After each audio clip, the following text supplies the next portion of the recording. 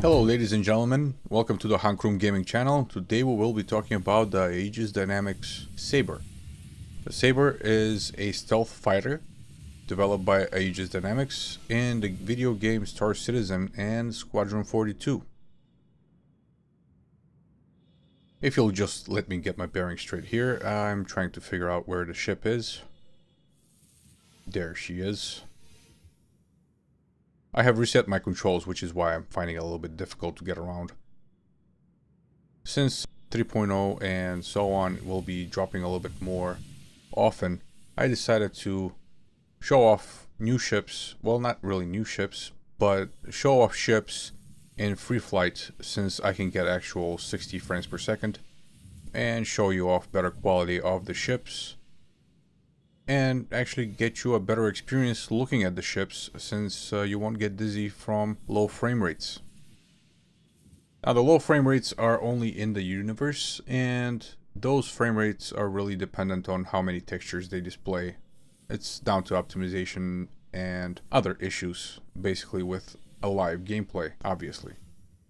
This is a closed environment, it's the oldest module, and as you can see, I'm getting a very good performance and the textures look really good. So I will be showing off the ships in free flight in solo play. This is a stealth fighter, like I said, by Aegis. And its signature feature is that it has a lot of guns mounted towards the front. It has 4 guns, and they're pretty decent size. It has 2 size 3s and 2 size 2s. Stock armament is CF337 Panther laser repeater and 2 of CF227 Badger laser repeater. Now, the guns on this particular model are spread out throughout the whole front. There's 2 on the cheeks of the cockpit and 2 on the,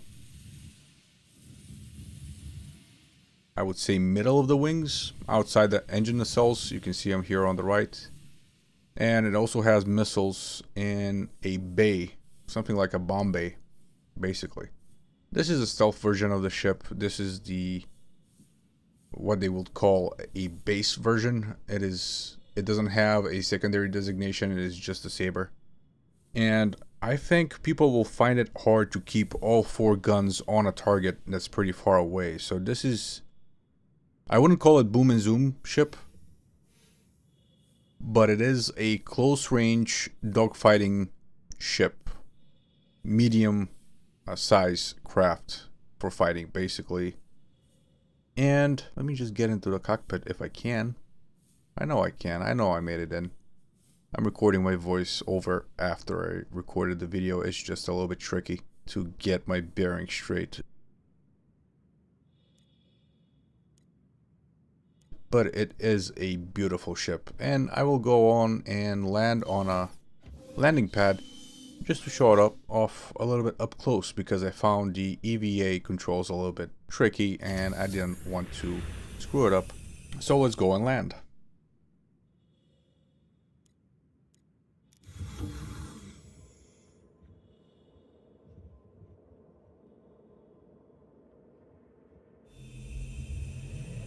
Now, the landing is a little bit tricky as well, because the single player module is not exactly the same as the universe, basically.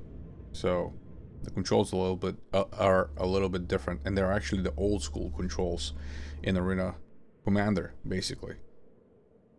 This is the version of the game which is virtual reality within the virtual world of the game. This is where you won't lose your real world ship, so to speak. Your in-game real world ship. A physical ship. Here you will lose only, how should I say, the virtual ship that you purchased within the game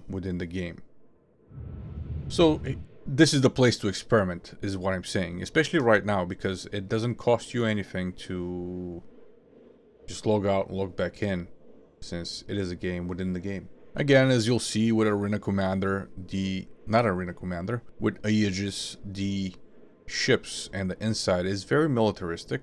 Well, not militaristic, very minimalistic. It doesn't have any flowery things or unnecessary plastic coverings to really hide any of the wires or the edges of the screens or anything like that.